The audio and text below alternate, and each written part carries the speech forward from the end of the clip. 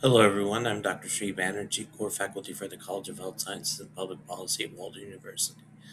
And this happens to be Women's History Month. What I'm trying to go into is look at some of the equity related issues that plague women and children and to kind of shed light on a lot of these.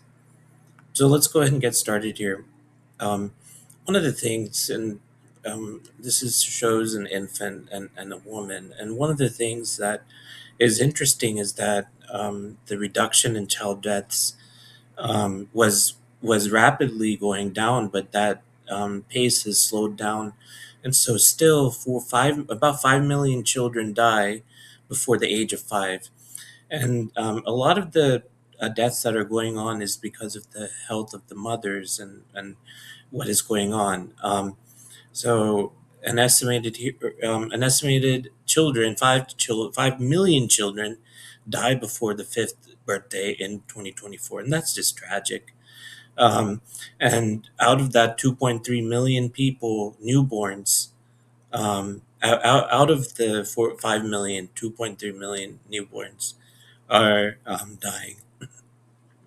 So these are all. What is sad is that these are all preventable deaths that have been proven through low cost interventions and access to quality healthcare.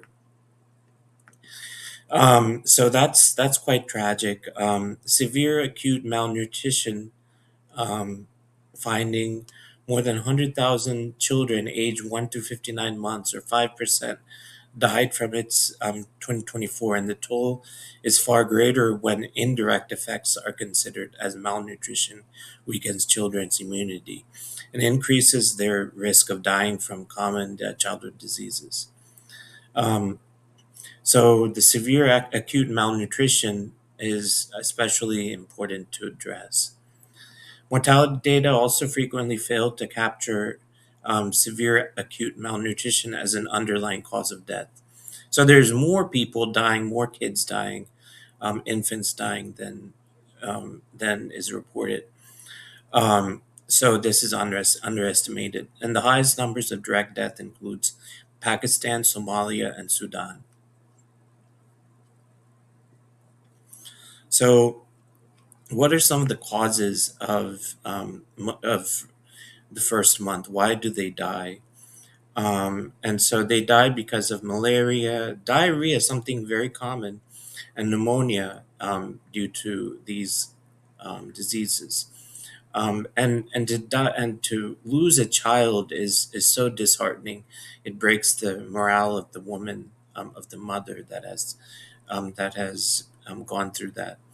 Malaria remains the single largest killer in this age group, 17%, with most deaths occurring in endemic areas of sub-Saharan Africa. After steep declines between 2015, and 2015, this decline has decreased due to malaria mortality. Deaths remain concentrated in a handful of endemic countries like Chad, Dominican Republic of Congo, Niger, and Nigeria. And there's a lot of other things going on, a lot of other factors, which is conflict, climatic shock, invasive mosquitoes, drug resistance, and other biological threats. So the interesting thing is we don't really go into the world, we don't talk about the world, but there's a lot of different things going on. Um, and and the sad thing is that there's a lot of different components. Like what I was reading yesterday is that water is so scarce that sometimes people go without drinking water, and women go walk miles and miles to get to a water source and bring some of that to their families. And this is a daily chore, which is taxing to the body for women.